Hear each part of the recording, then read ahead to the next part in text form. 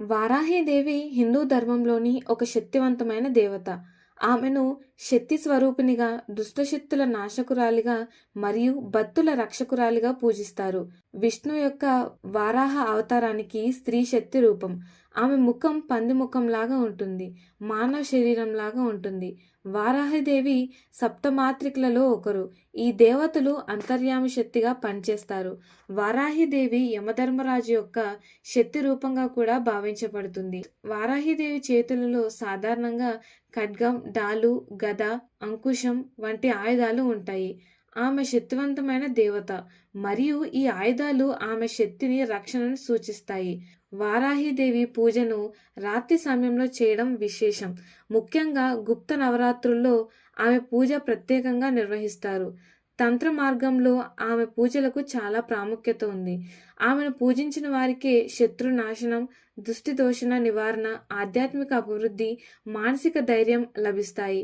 దుర్గా పరివార దేవతగా ఆమె బాధలను తొలగించి రక్షణ ఇస్తుంది. కొంతమంది వారాహిదేవిని శక్తిపీఠాల్లో ఒకటిగా భావిస్తారు. తమిళనాడులో తంజావూరు సమీపంలో మరియు శ్రీవిల్లిపుత్తూర్ వంటి చోట్ల వారాహిదేవి ఆలయాలు ప్రసిద్ధి. వారాహి తంత్రం అనేది ఒక ముఖ్యమైన తంత్రగంధం. ఇందులో ఆమె ధ్యానం, మంత్రాలు, పూజా విధానాలు ఉంటాయి. ఆమెను పూజించేవారు సాధారణంగా వారాహి ద్వాదాక్షరి మంత్రం లేదా అష్టోత్తర శతనామాలతో ప్రార్థిస్తారు. వారాహిదేవి పూజ ద్వారా భక్తులు శత్రు భయాలను అధిగమించగలుగుతారు, ఆర్థిక స్థిరత్వం పొందగలుగుతారు, సంతానం, ఆరోగ్యం, శాంతి వంటి ఆశయాలు నెరవేర్చుకోవచ్చు. వారాహిదేవి పూజా విధానం సులభంగా ఎలా చేసుకోవాలో తెలుసుకుందాం. ముందుగా గణపతికి పూజ చేయాలి. దీపారాధన వెలిగించాలి.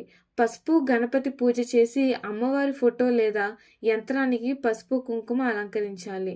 సాంబ్రాణి వేసి దీపం వెలిగించాలి.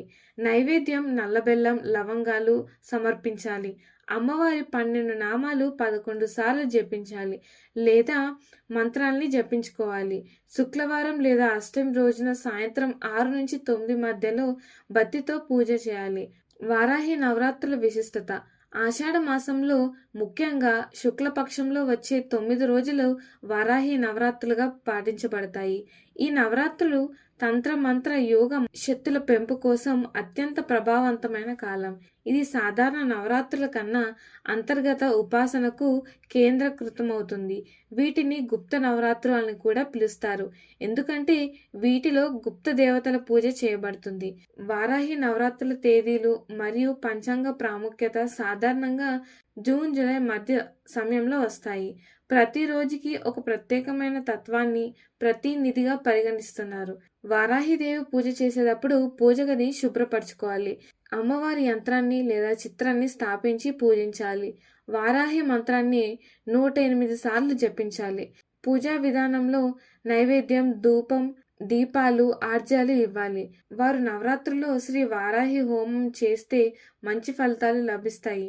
ఇలాంటి మరిన్ని ఇన్ఫర్మేటివ్ వీడియోస్ కోసం మా ఛానల్ని సబ్స్క్రైబ్ చేయండి.